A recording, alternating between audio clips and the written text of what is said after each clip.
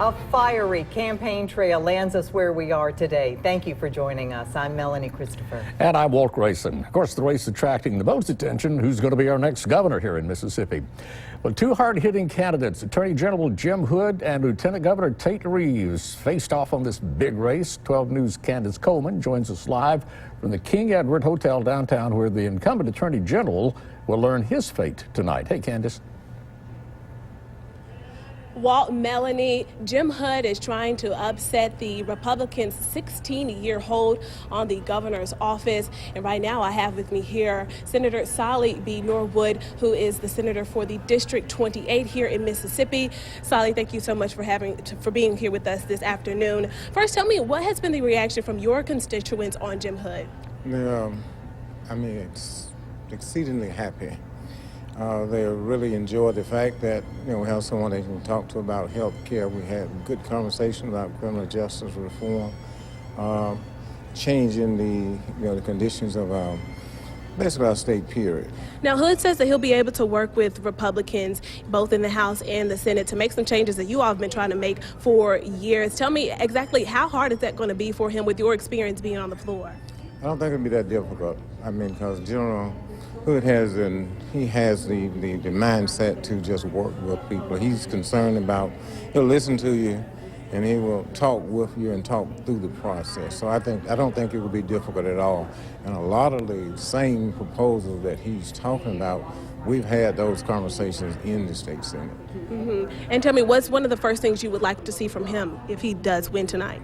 I'll address the health care issue, because that is, we have citizens, that succumbing every day to health challenges that shouldn't be because of lack of. Like I said, the hospital is closed and access to it, to health care, it just has to be better. And he has the mindset and the willingness to take the ball and move it, and we're excited about that. Lastly, what has been the reaction from the rest of the party on Hood not endorsing Jennifer Collins in the Attorney General's race? Well, I think he explained that to us from the very beginning. His position regarding not endorsing anyone, and it was no particular individual, but his mindset was to run his campaign, and we accepted that. When he met with the Legislative Black Caucus very early on and talked about that, and there was no concern at that point.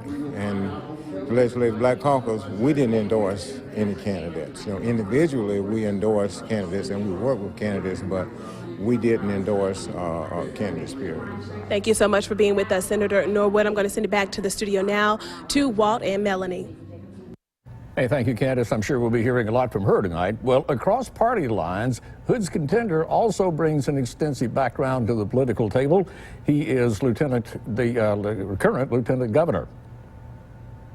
12 News' Gerald Harris is live from where his camp will be tonight. Yeah, he's been in that role as Lieutenant Governor for the past 8 years now. He's looking forward to become the next governor tonight. I'm joined by Lieutenant Governor Tate Reeves.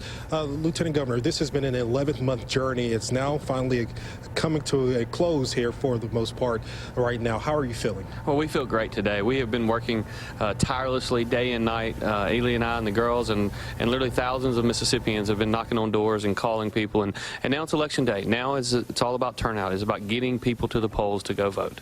What do you think that difference has been, the difference maker to pull you out on top tonight? Well, I will tell you, we feel very confident that we're going to be successful tonight. But the difference maker is the people of Mississippi. They've rallied behind our campaign. The reality is when large turnouts happen in Mississippi, the conservative candidate tends to win. And so that's why we're pushing for more and more people to get to the polls. We've got 3 hours until the polls close. So if you haven't voted yet, you still have time to get out there and do it. And there's been a narrative surrounding the governor's race following laws that are on the book in the Constitution of the state of Mississippi. Do you think whoever has the majority of the votes tonight should be governor? Well, I will tell you, when both the Democrat nominee and I qualified to run, there was a constitution. We understood the rules, and we believe we're going to win under both provisions. We believe we're going to get a majority of the votes, and we believe we're going to get a majority of the House districts. And I think once we do that, we will be celebrated as the victor. But that's only going to happen if we get people to the polls. And there may still be some folks out there that have not voted. What's your message to them? Well, we have one conservative running for governor, and we have one liberal Democrat running for governor. In spite of what my opponent has tried to convince you of, I think it was very clear yesterday when Barack Obama endorsed my opponent, while President Trump and Vice President Pence have been down here campaigning for me. There's one conservative in the race, and so if you're a conservative Mississippian, you have to go to the polls and vote for me. All right, thank you so much, Lieutenant Governor Tate Reeves. Thank you. He's taking on Attorney General Jim Hood. Back to you.